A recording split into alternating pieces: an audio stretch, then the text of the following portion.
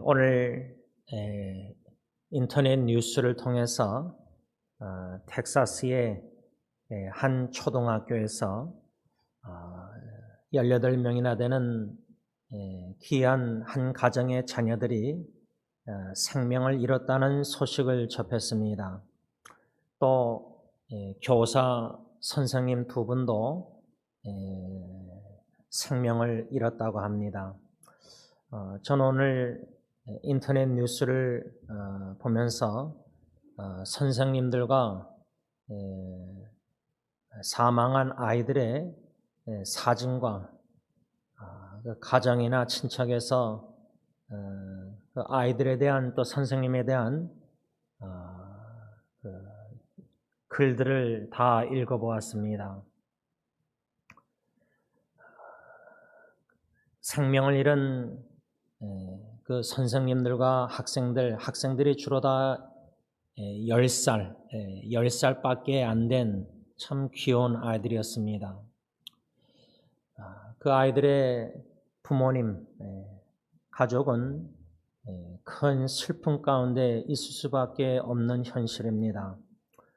또 선생님들의 배우자나 또 자녀들, 부모님, 또 형제, 이렇게 슬픈 소식을 오늘 인터넷 뉴스를 통해서 접했습니다.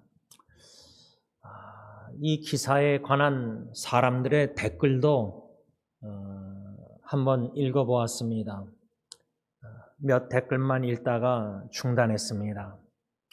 그 이유는 이 충격적인 소식으로 인해서 슬퍼하고 아파하고 위로의 글들을 남기는 사람들이 있는가 하면은 참 정치적으로 이슈화해서 총에 대해서 또 여러 가지 이런 좀 안 좋은 글들이 올라와 있는 걸 보고 그저 읽기를 멈췄습니다. 이런 일들이 왜 이렇게 계속 되풀이되고 있는지 참 안타까운 현실이 아닐 수 없습니다. 농구의 유명한 선수나 감독도 또 한 정치인은 다른 정치인들 앞에서 호소하는 동영상도 다 보았습니다. 다들 목소리를 내고 있습니다. 심지어 미국 대통령까지 이렇게 목소리를 내고 있는데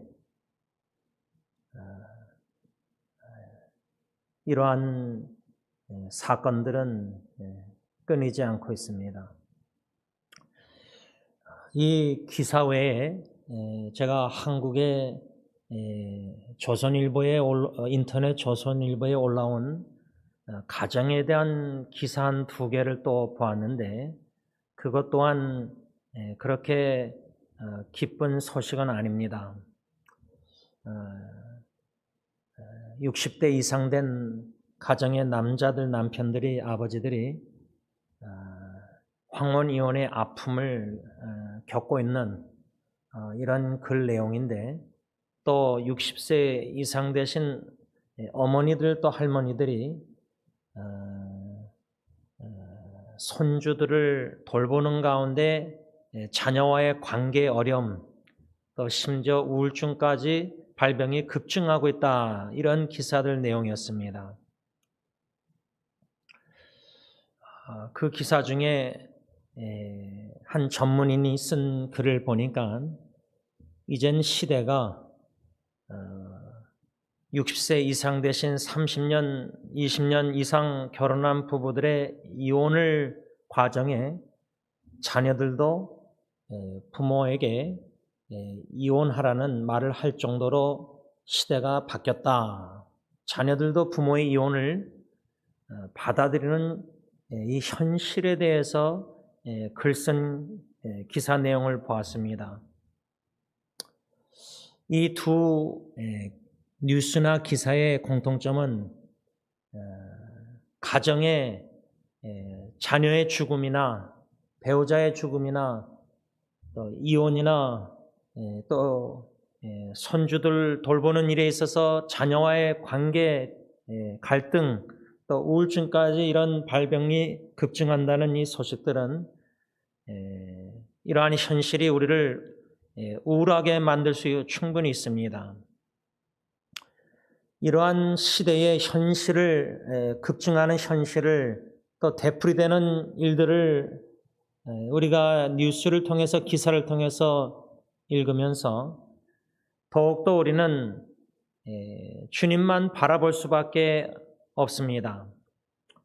상황을 바라보고 현실을 바라보고 또 가정들을 바라볼 때는 희망이 점점 희박해져가는, 낙심케 하는, 낭만케 하는 현실의 소식들이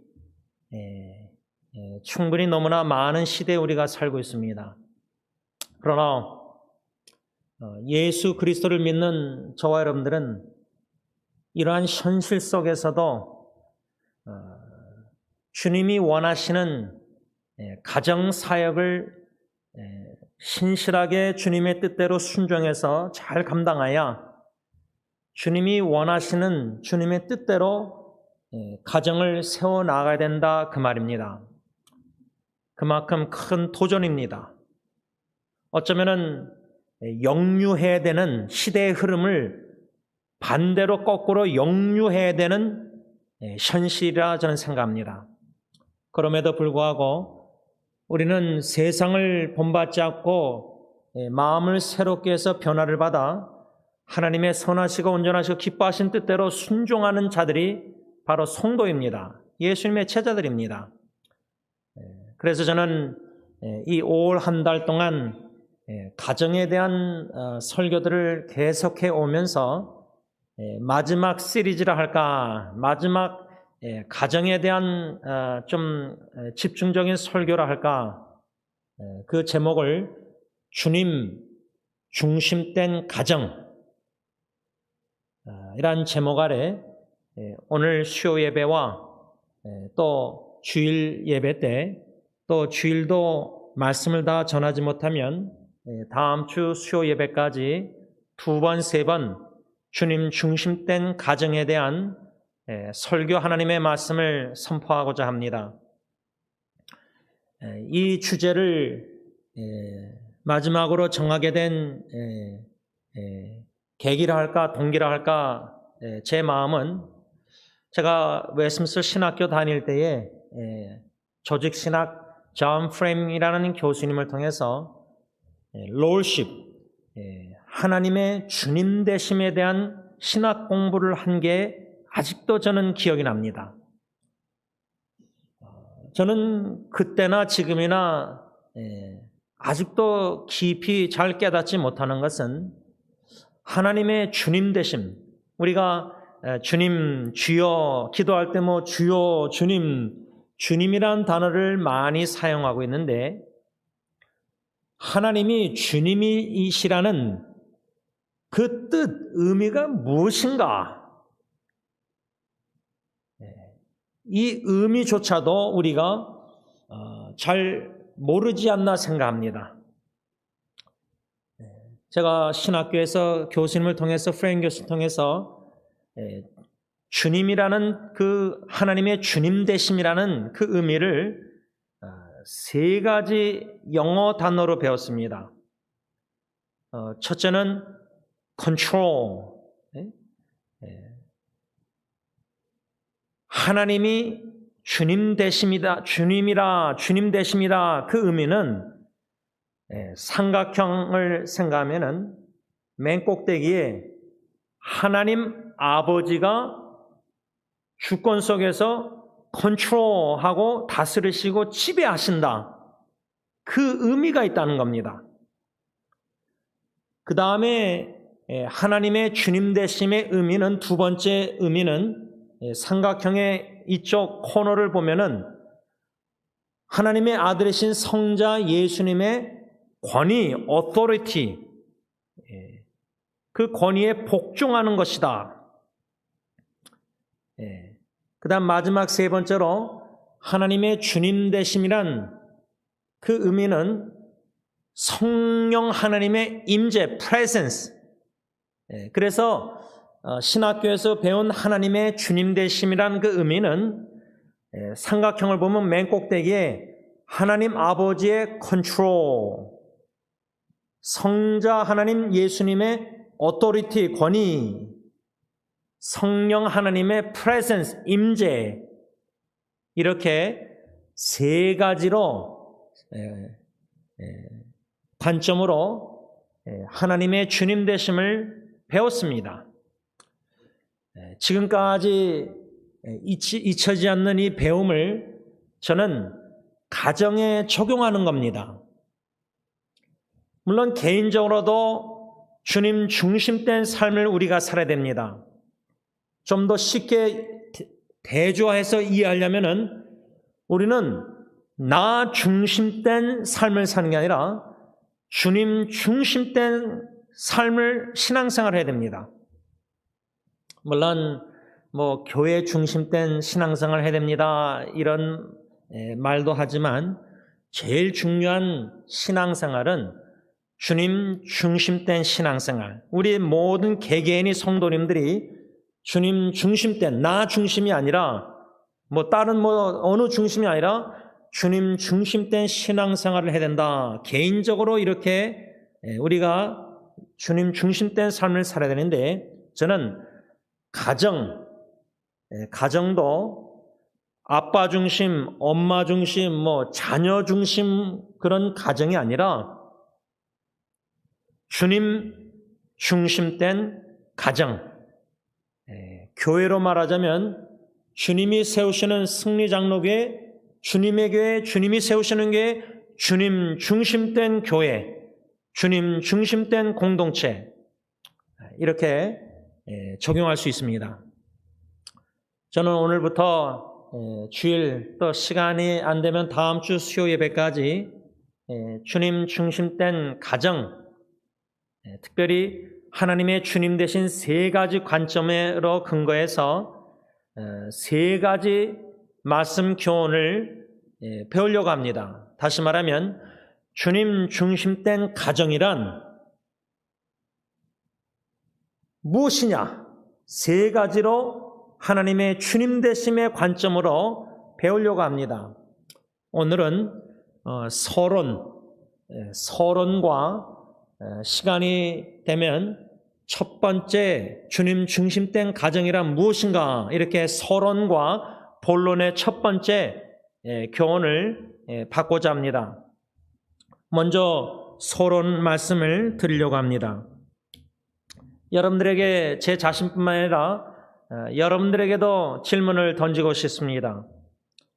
제가 제 가정을 바라볼 때, 여러분들의 가정을 바라볼 때 과연 우리의 가정은 행복한 가정인가? 이 질문입니다.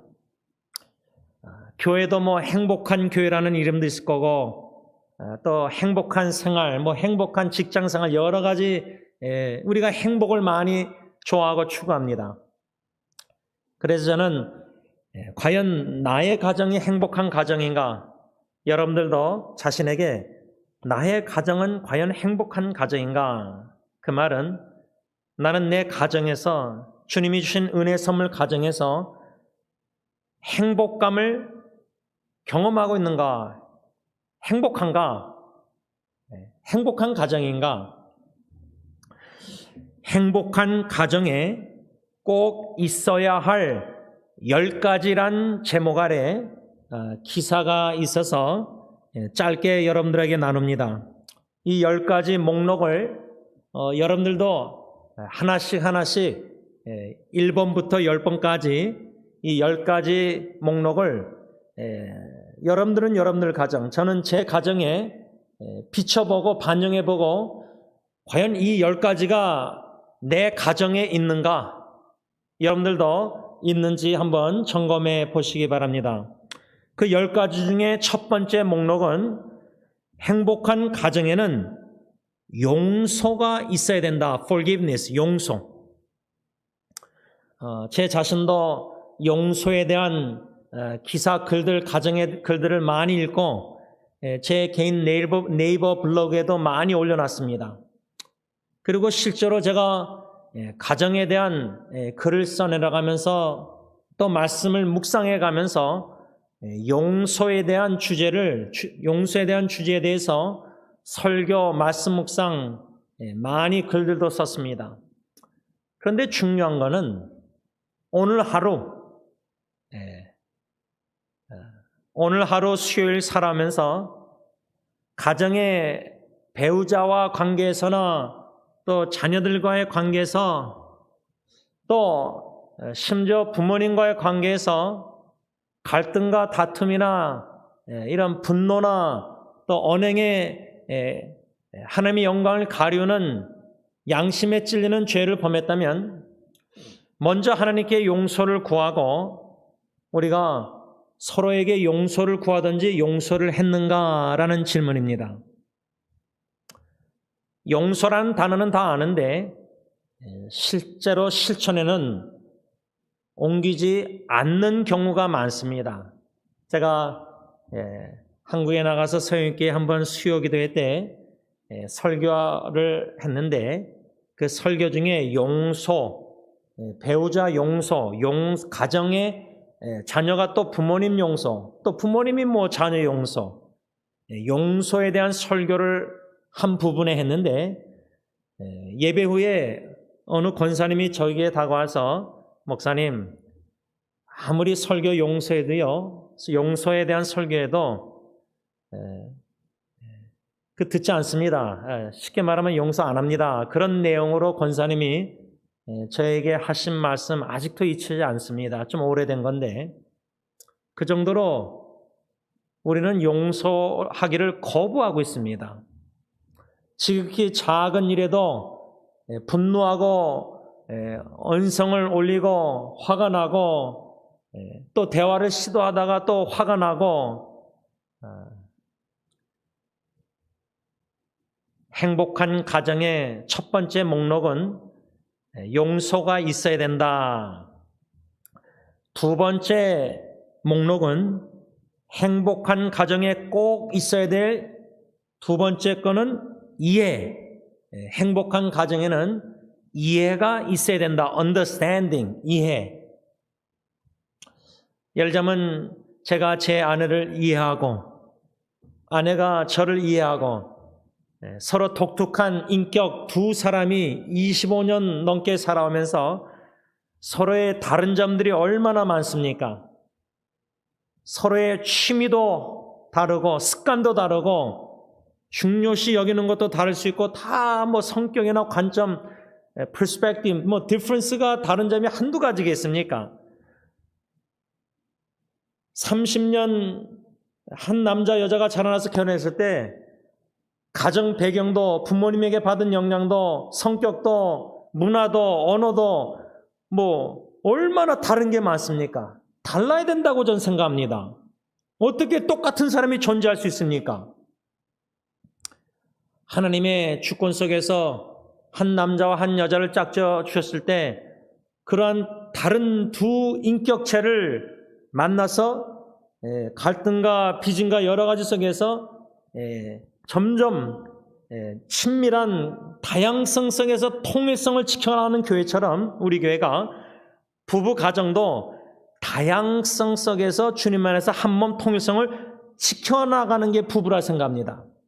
이런 믿음의 관점으로 부부관계를 예를 들자면 바라볼 때 서로의 다른 점을 인정하고 극복해 나가는, 그러기 위해서는 이해력이 풍부해야 됩니다. 이해할 수 있는 능력이 있어야 됩니다. 내 이기적인 관점으로 상대방을 이해 안 하려고 하고 오해하고 용납하지 않고 관용이 없고 이런 모든 영적 전쟁에 승리해 나가면서 행복한 가정을 세우는 데 헌신하는 부부는 서로 이해하려고 노력한다는 겁니다. 이해. 세 번째 행복한 가정에 꼭 있어야 될 목록은 대화의 상대가 있어야 된다. 대화의 상대. 이거를 좀 달리 비슷하게 얘기하자면 부부나 부모와 자녀나 또 자녀들끼리도 가정에는 대화, 소통이 잘 돼야 된다는 겁니다. 대화. 제가 오래전에 아내하고 대화하면서 아내에게 요청, 부탁한 적이 있습니다. 부엌에서 얘기했습니다. 아직도 생생합니다.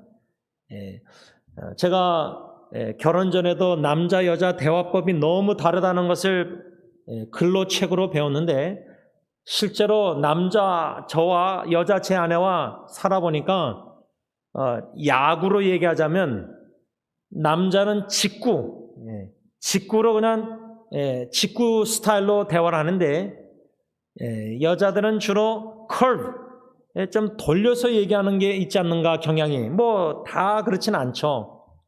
저 같은 경우는 어쩔 때 돌려서 얘기할 때도 많고요. 그런데 그때 제가 아내한테 어떤 요청을 했냐면 남자 대화법, 당신이 나한테 좀 디렉틀리, 직설적으로 얘기해달라. 좀 직구를 던져달라고 부탁했습니다. 그래야지 제가 캐치하고 이해를 하지, 이렇게 컬브를 돌려서 얘기하면은 아내가 무슨 의미로 나한테 뭘 원하는지 잘 캐치를 못하는 거예요. 제가 둔해가지고. 그래서 요청을 한 거예요. 이렇게 좀 내가 이해할 수 있도록 좀 직설적으로 되어달라. 나는 예를 들자면 오늘 뭘 먹을까 저녁 식사 식당 가서 하면은 아내가 저한테 오늘 순두부 같이 먹읍시다. 예를 들자면 이렇게 얘기해 달라는 겁니다. 그렇지 않으면은 순두부 먹을까? 짜장면 먹을까? 뭐 이러면은 제가 캐치를 잘 못하니까 이렇게 남녀가 대화법도 다 다릅니다. 그래서 행복한 가정에 꼭 있어야 될 게 이 대화의 상대라는 물론 말인데 저는 좀 더 달리 비슷하게 적용하자면 먼저 부부가 대화가 돼야 됩니다. 소통이 돼야 됩니다. 남자는 여자의 대화법, 여자는 남자의 대화법을 배우고 서로의 좀 컴프로마이즈 타입에서 서로 간의 부부만의 대화의 기술이라 할까, 습관이라 할까, 이거를 만들어 가야 된다고 생각합니다. 네 번째로 행복한 가정에 꼭 있어야 될 것은 뭐냐면 골방이 있어야 한다 이렇게 기사에 썼는데 그 의미는 뭐냐면 혼자만의 공간이 있어야 된다. 저는 저희 집에 제 공간이 있습니다. 안방에 요만한 의자에 컴퓨터 데스크톱 모니터 2개 해가지고 거기서 아침에 묵상하고 설교 준비랑 다 거기서 합니다. 저만의 공간입니다. 또 아내는 아내만의 공간이 있습니다. 부부가 또 자녀들도 자녀들만의 공간, 방이 있는데 부모가 수시로 막 들어가는, 안 되지 않습니까? 그렇죠? 각 가정의 부모나 자녀나 배우자나 각자만의 혼자만의 있을 수 있는 공간이 필요하다. 다섯 번째로 행복한 가정에 있어야 될 목록이 뭐냐면 안식이 있어야 된다. 피곤에 지친 몸을 편히 쉬게 할 수 있는 환경이 가정에 없으면 밖으로 나간다. 이렇게 기사에 써 있습니다. 왜 내 남편이 내 아내가 집 밖으로 맴도는가? 가정이 안식처가 되지 않습니까? 밖에 사회 나가서 아무리 직장생활 사업하다가 피곤하고 시달리고 스트레스 받고 그런데 집에 와서까지 스트레스 받으면 안 되지 않습니까? 나만의 안식처, 우리만의 안식처, 가정이 안식처가 되어야 된다고 생각합니다. 우리가 영원한 안식처, 오늘 아침에 히브리서 4장 말씀을 짧은 묵상 여러분들에게 나눴는데 아직도 영원한 안식처 남아 있습니다. 우리가 천국 영원한 안식처를 소망하고 그 저 높은 곳을 향해서 나아가고 있는데 가정이, 교회도 마찬가지입니다. 교회가 주일날 안식일날 교회 와서 예배드릴 때 안식을 누려야 됩니다. 영적으로 육신적으로 여러모로 이모셔널리 다 안식을 누려야 됩니다. 근데 교회가 막 다투고 싸우고 갈등이 있고 그러면은 그게 무슨 안식일의 안식처가 됩니까? 완전한 영원한 천국의 안식처가 교회에도 공동체에도 그런 부분적으로 그런 안식처가 돼야 되고 우리 육신의 가정도 공동체도 그런 천국의 안식처에 부분적으로 그런 안식을 누릴 수 있는 모형이 돼야 됩니다. 여섯 번째로 행복한 가정에 있어야 될 게 뭐냐? 인정, acknowledgement, 인정을 해줘야 된다. 가정에서 인정을 남편이 아내가 못 받으면 아내나 남편이나 사회에 나가서 직장에 나가서 어떻게 인정을 받을 수 있겠습니까? 또 실제로 세상에 나가서 사회에서 아무리 남편 아내가 자녀들이 인정을 받는다 해도 가정에서 자녀가 부모님께 인정을 못 받고 부모가 자녀에게 인정을 못 받고 아내가 남편에게 인정을 못 받고 남편이 아내에게 인정을 못 받는다면 그 어떻게 되겠습니까? 그 가정이. 그래서 가정에서 다 서로가 부부끼리나 부모 자녀 관계에 또 자녀도 부모님을 인정하고 인정을 해줘야 된다. 행복한 가정은. 그 다음에 행복한 가정에 꼭 있어야 될 것을 이 기사에는 유머가 있어야 된다. 코테이션 합니다. 유머는 가족 간의 정감을 넘치게 하는 윤활유 역할을 한다. 제가 김기아 지사님 중환자실에 가서 한 2시간 넘게 대화하면서 제가 제 막둥이 얘기를 좀 나눴습니다. 여러분들에게는 이미 설교 시간에 나눴는데 막둥이를 대학교에서 데리고 집에 오는데 차 안에서 드라마 유행가 제가 해바라기 내 마음의 보수상자 그러니까 예언이가 아빠 죽으면 장례식 때 그 노래 틀어주겠다. 그 얘기를 제가 김기아 집사님 중환자실에서 나눴더니 집사님도 막 웃으셨습니다. 보통 아닙니다. 막둥이 막 이렇게 나눴습니다. 여러분 힘들고 어렵고 심지어 중환자실에 고통 속에 육신에 누워있다 할지라도 우리에게는 웃음이 필요합니다. 우리 형제자매 관계에 웃음이 필요하고 가정에서도 부부가 좀 유머가 있고 그런데 이러한 설교를 들으면 목사님 저는 말할 줄 잘 몰라요. 저희 아버님도 말이 없으시니까 그래서 저희 어머님이 말이 많아지셨다 이렇게 오래전에 얘기하셨는데 여러분 노력해야 됩니다. 노력해야 됩니다. 말할 줄 몰라서라는 좀 죄송하지만 변명 핑계는 멈춰야 됩니다. 물론 말을 많이 하면 실수를 많이 하니까 야고보서 말씀 선생들 교사들 말을 적게 하는 거 그러면 실수를 적게 하겠죠. 그런데 유머도 배워야 됩니다. 내가 유머 배워서 노력했는데 내 아내가 안 웃습니다. 저도 유머 농담 할 줄 몰라가지고 처음에 결혼해서 또 아이들 태어나서 대학교 때 배운 농담 후배에게 배운 농담 한마디를 나눴더니 아이들이 웃습니다. 전혀 웃기지 않으니까 웃는 것 같아요. 무슨 농담을 제가 아이들한테 했냐면 후배가 저한테 가르쳐줬어요. short joke, 짧은 농담을 듣고 싶으냐? 긴 농담을 듣고 싶으냐? 후배가 저한테 물어보길래 좀 짧은 농담을 듣고 싶다 그러니까 쪽 그러더라고요. 조크가 농담이잖아요. 영어로 쪽. 그러면 하도 제가 어이가 없어서 그러면 긴 농담은 뭐냐 하니까 조크 이렇게 하더라고요.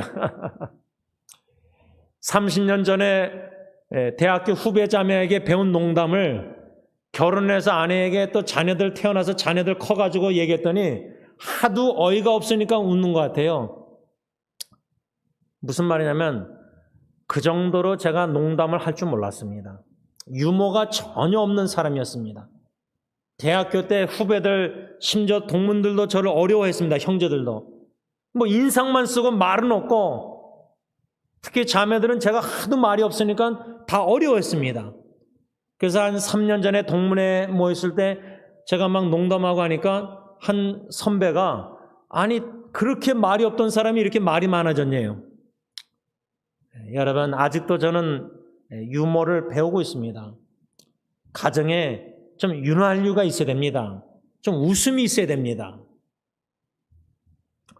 7번째로 행복한 가정에 꼭 있어야 될 게 뭐냐? 기사에 보니까 어른이 있어야 된다. 이렇게 써 있습니다. 코테이션 합니다. 연장자가 아니라 언행에 모범을 보이는 어른이 있어야 한다. 요즘은 연장자가 언행에 모범도 못 보이는데 막 젊은이들에게 또 손주뻘들에게 말하면 뭐라 그러죠? 막 이래라 저래라 그러면 요즘 언어로 그런 어른들을 뭐라 그러죠? 꼰대라고 합니다. 꼰대. 저도 몰랐어요. 후배가 저한테 형은 왜 꼰대질 하냐 그러더라고요. 제가 후배 사랑해서 이래라 저래라 하니까 싫은 거예요. 꼰대질하는 연장자가 가정에 있어야 된다는 말이 아니라 말과 행동, 언행에 모범을 보이는 어른이 있어야 그 가정이 행복한 가정이다. 그 말입니다. 9번째로 행복한 가정에 있어야 될 게 뭐냐? 사랑이 있어야 된다. 이거 뭐 다 아는 말이죠. 코테이션 합니다. 잘못은 꾸짖고 잘한 것은 칭찬해주는 양면성의 사랑이 있어야 한다. 참 흥미로워요. 양면성. 여러분 동전의 앞과 뒤가 있듯이 가정의 사랑도 칭찬과 사랑의 책망이 있어야 된다는 겁니다. 성경적으로 말하자면 잠언에 사랑으로 책망하는 것, 숨은 사랑보다 열린 사랑의 책망, 격려, 칭찬과 더불어 사랑의 책망이 이런 양면성 있는 사랑이 있어야 그러한 가정은 행복한 가정이라 그 말입니다. 마지막 10번째로 행복한 가정에 꼭 있어야 될 것은 희망이 있어야 된다. 여러분, 그런데 절망적인 가정들이 얼마나 점점 많아지고 있습니까? 희망이 점점 사라져가는 가정들이 많습니다. 부부관계에 역경과 어려움과 위기 가운데서 이혼을 생각하는 많은 부부들. 그런데 제가 어저껜가 오늘 참 위로의 문자 메시지를 받았습니다. 어느 부부의 큰 어려움을 겪고 있는 한 40대 초반 부부가 남편이 저한테 이메일로 연락이 왔습니다. 자기 부인의 어머니, 즉 자기의 장모님이 2주 후부터 암 치료를 받는데 기도를 좀 해달라 부탁이 왔습니다. 그래서 제가 그 형제의 부인에게 직접 문자로 기도문을 써서 보냈습니다. 기도문을. 하늘에 계신 우리 아버지 하나님 하고 기도문을 보냈습니다. 그런데 그 부인 자매가 답변이 왔는데 그 답변이 저를 힘있게 하고 위로가 되고 격려가 되고 참 너무나 기쁘고 감사했습니다. 뭐냐면 그 부인 자매가 제 기도문에 아멘 한 다음에 그 다음에 쓴 문구가 뭐냐면 이 모든 어려움을 통해서 우리 가정은 주님께서 더욱더 강한 행복한 가정으로 세우실 것이다. 그 자매의 짧은 문자글을 통해서 믿음을 본 겁니다. 믿음체가 엿본 겁니다. 야, 이 자매가 이 어려운 가운데 참 그 자기 어머니 암뿐만 아니라 지금 부부관계에 있어서 여러모로 지금 어려운 가운데 있는데 제가 아는 것만 해도 몇 가지 어려움이 큰 게 있는데 한 가지밖에 해결이 안 됐는데 법적으로. 근데 이 자매가 주님을 믿는 믿음에 견고히 서 있는 모습을 문자 답변 글로 엿보았을 때 위로가 되고 힘이 되었습니다. 안심이 된 겁니다, 제가. 아무리 현실의 법적으로나 여러 가지 상황적으로 위기와 역경이 있는데 또 하나 겹쳐서 어머님까지 이제 암이 걸린 거 아닙니까? 여러분, 가정 문제를 보면은 우리 종종 이런 말 하지 않습니까? 문제 없는 가정이 없고 고민이 없는 가정이 없고 고충이 다 있고 다 하나님 앞에 간절히 기도할 수밖에 없는 상황들, 고민들이 다 있지 않습니까? 자녀 문제든 자녀 부부 문제든 손주들 문제든 부부 문제든 또 심지어 저희 또래는 이젠 부모님이 치매, 암 여러 가지 연약하신 가운데 파킨슨병, 자녀든 또 우울증, 그러니까 50대 중년 위기가 부모님도 어렵고 자녀도 어렵고 저희 후배들 그런 가정들이 있습니다. 현실적으로는 이러한 고충과 어려움과 역경과 위기까지 있지만은 아무리 절망적인 상황일지라도 시편 42편 43편에 세 번이나 똑같은 시편 기자가 하는 말씀, 하나님께 기도하면서 내 영혼아 왜 낭망해야 하는고, 왜 불안해하는고, Put your hope인가, 너는 소망을 주님께 두라. 그럴 때 찬양할 수밖에 없는 겁니다. 아무리 절망적인 가정의 문제와 역경과 포기하고 싶을 정도로 지친, 심신이 지친 상황이 있다 할지라도 소망을 주님께 두라. 주님만 바라봐야 됩니다. 히브리서 말씀처럼 믿음의 주 온전케 하시는 주님을 바라봐라. Fix your eyes upon the Lord. 초점을 주님만 바라봐야 되는데 자꾸만 배우자를 바라보고 자꾸만 자녀를 바라보고 자꾸만 상황을 바라봐서 거기에 끌려다니면서 걱정, 염려, 두려워하고 불안해하고, 이거는 자신과의 싸움입니다. 오늘 텍사스의 그 뉴스나 또 이런저런 기사들이나 또 들리는 소식들, 우리가 민감할 수밖에 없습니다. 민감하게 반응할 수밖에 없습니다.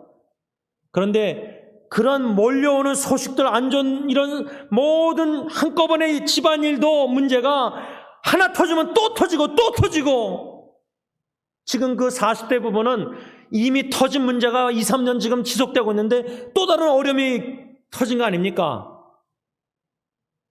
그런데 그 자매가 아멘, 저의 기도문에 아멘, 믿습니다. 상황을 바라보면 믿어지지 않고 의심과 의문과 걱정, 염려, 투성이지만 주님을 의지하고 주님께 기도하고 주님만 바라보고 시선을 믿음의 주여 온유께서는 주님만 바라보고 아멘, 충분히 믿음으로 승리할 수 있다는 겁니다. 가정의 어떠한 어려움과 역경과 부부의 위기와 심지어 배우자의 죽음에 임박한 죽음이라 할지라도 주 예수 그리스도 나를 사랑하사 생명 스스로 십자가에 죽으시기까지 나를 용서하시고 나를 이해하시고 나의 대화의 대상자가 되시고 나의 안식처가 되시고 나를 제일 사랑하시고 나의 소망 되신 주님으로 말미암아 어떠한 절망적인 상황에 놓여있다 할지라도 우리는 소망을 품을 수 있다는 겁니다. 우리의 소망을 주님께만 둬야 됩니다. 배우자에게 두면 안 됩니다. 자녀 바라보고 살지 내가 너를 위해서 얼마나 희생하고 자녀들에게 그런 큰 부담을 주는 그런 부모가 아니라 자녀에게도 소망을 두면 안 됩니다. 어떻게 자녀만 바라보면 살 수 있습니까? 자녀가 숨막히게. 우리는 믿음으로 주님만 바라봐야 됩니다. 자녀 배우자 의지보다 주님만 의지하며 살아야 됩니다. 주님을 더욱더 깊이 넓게 많이 친밀하게 사랑하고 싶은 마음이 불붙어야 됩니다. 저는 가정에 대한 설교나 말씀 묵상이나 나눌 때에 주님이 주시는 마음에 그 마음이 있습니다. 오히려 심순 사모님 같이 가정의 지금 위기, 육신적으로 보면은 생명 연장을 안 하겠다고 다 사인하고 병원에서 집으로 돌아왔습니다. 사모님의 지금 마음이 어떠할까 그 남편 목사님의 마음은 어떨까? 세 자녀는 어떨까? 어린 자녀들. 그런데 사모님의 믿음의 글을 통해서 이미 어린 세 자녀가 하나님을 알고, 육신적으로 보면은 매우 슬픈 현실할지라도 주님을 바라보고 믿음의 눈으로 관점으로 바라볼 때는 어머니의 생사의 갈림길에 자녀들이 예수님을 알고 하나님을 안다는 자체가, 믿음의 어머님을 통해서 자녀들도 믿음의 자녀들이 됐다는 게, 이게 얼마나 할렐루야 감사 찬양할, 이 얼마나 큰 은혜 축복입니까? 제가 종종 설교하면서 우리 부모님들은 우리의 육신의 생명을 내려놓고 걸고, 내가 육신으로 죽는다 할지라도 내 자녀가 영원히 살 수 있다면, 구원을 받을 수 있다면 나의 부모의 죽음은 가치가 있다.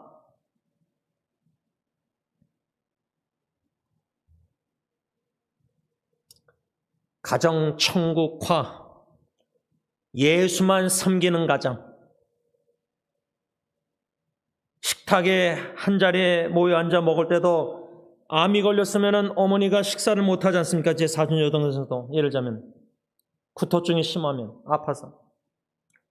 그래도 같이 앉아서 남편과 자녀들이 맛있게 먹는 모습을 보면서 기뻐하는 그 아내와 어머니의 모습. 주님이 나를 언제 불러가실지 모른다 할지라도, 또 주님이 살려주시면 연장해서, 의학적으로는 연장이 중단했지만 저의 기도는 하나님이여 뜻이 계시면 뜻이라면 살려주시고 삶을 연장시켜 주시길 기도하고 있는데, 내 뜻대로 마옵시고 주님의 뜻대로 될 것인데, 하루하루 그 귀한 시간 식탁에 앉아서 먹고 마실 때 예수 믿는 가정, 예수만 사랑하고 예수만 섬기는 남편, 아내, 세 자녀들, 이 얼마나 행복한 가정입니까? 이러한 축복이 심순 사모님뿐만 아니라 저와 여러분들 가정에게 있기를 간절히 기도합니다. 이 시간 다 같이 기도하실 때에 오늘 비록 서론 부분의 한 부분만 말씀을, 교훈을 받았지만, 소망 되신 주님, 사랑 되신 주님, 우리를 용서해 주시기를 기뻐하시고 용납해 주시고 우리의 회개할 때 죄를 기억지도 아니하시는 놀라운 사랑의 주님, 그 주님이 우리 가정의 주인, 주님 왕이십니다. 그 주님이 다스리시는 가정, 이 시간 우리 각 가정을 놓고 기도하실 때에 주님 중심된 가정 되게 하옵소서.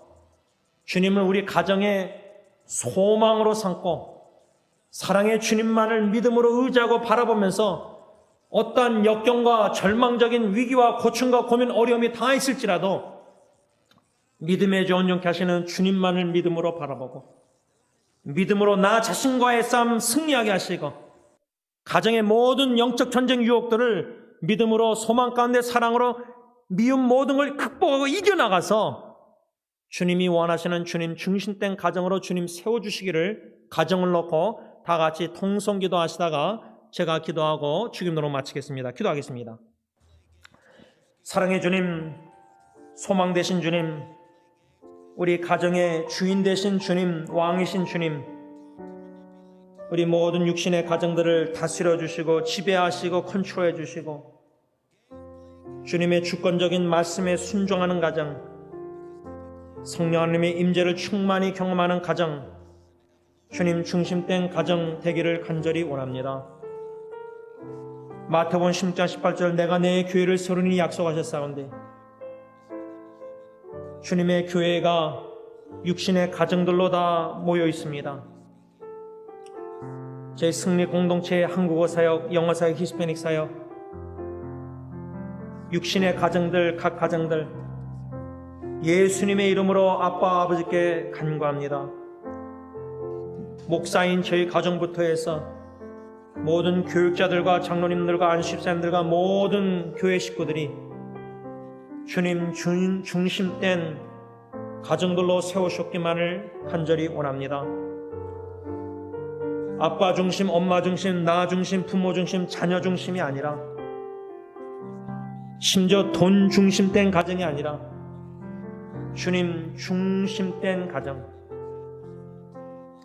남편인 우리 저부터해서 우리 남자 성도들이 주님만을 바라보며 주님께 더욱더 가까이 나아가면서 말씀과 기도 가운데 주님과 친밀한 교제를 즐기는 죄를 되게 하시고 성경 읽는 시간, 묵상하는 시간이 귀하고 즐겁고 기도가 생활화돼서 운전할 때도 마음으로 기도, 이거저거 할 때도 그저 마음속으로 항상 주님을 찾고 주님을 바라보고 주님께 속삭이며 성령께서 주님의 말씀을 생각나게 하시다 주님의 음성을 듣게 하시고 말씀과 기도로 주님과의 친밀한 교제를 더욱더 나누는 가운데 우리 가정에 우리 남편들이 참 주님을 우리의 주님으로 모시고 주님께 복종하며 순종하며 살아가는 말씀에, 그러므로 주님의 임재를 경험하며 살아가는 주님 중심된 신앙생활 하시는 우리 가정들이 먼저 저부터 되게 하여 주옵기만을 원하옵고 원합니다. 나 중심을 극복하고 주님 중심된 삶을 살기 위해서 자아가 깨져야 될 게 너무나 많습니다. 아직도 이기적인 면이, 이기심이 너무나 많습니다. 아내를, 자녀들을 이해하려는 마음이, 노력이 너무나 부족합니다. 아직도 부부 대화, 아내 입장에서 어떻게 대화해야 될지 들을 경청하는 것도 잘 못합니다. 딜런 예리 자녀들의 대화 소통도 참 부족한 점이 많습니다. 이거저거 다 따지면 행복한 가정 10가지 목록, 너무나 없는 게, 부족한 게 많습니다. 그러나 하나님, 저 낭망하고 싶지 않습니다. 그 이유는 나의 소망 되신 주님이 나를 이처럼 사랑하사 십자가에 죽으시기까지 사랑하시고 용서해 주시기를 원하시고 기뻐하시고 연약한 이 모습대로 용납하시되 동정하시고 공감해 주시는, 이해해 주시는 주님 앞에 그저 마음을 쏟아내길 원합니다. 주님 중심된 가정을 세우고 싶습니다. 주님이 세우시는 주님 중심된 가정에 동참해서 겸손히 주님의 뜻대로 순종해서 제 자신이 먼저 주님 앞에 바로 서서 주님 중심된 삶을 삶으로 아내와 부부관계도 주님 중심된 부부관계로 더욱더 세워지길 원하고, 또 부모와 자녀의 관계도 주님 중심된 부모 자녀 관계로 더욱더 세워지길 원합니다. 그러므로 가정이 주님 중심된 가정, 주님의 이름을 높이며 주님을 찬양하며 주님께 영광 돌리며 주님께 더욱더 가까이 나가며 주님만을 우리의 소망으로 삼고 주님만 더욱더 의지하며 신뢰하며 주님의 말씀을 깨달아 복종하여 순종하는 주님의 뜻대로 살아드리는 부부와 자녀가 되길 원합니다. 그러므로 주님 중심된 공동체로, 증인 공동체로 세움받고 싶습니다.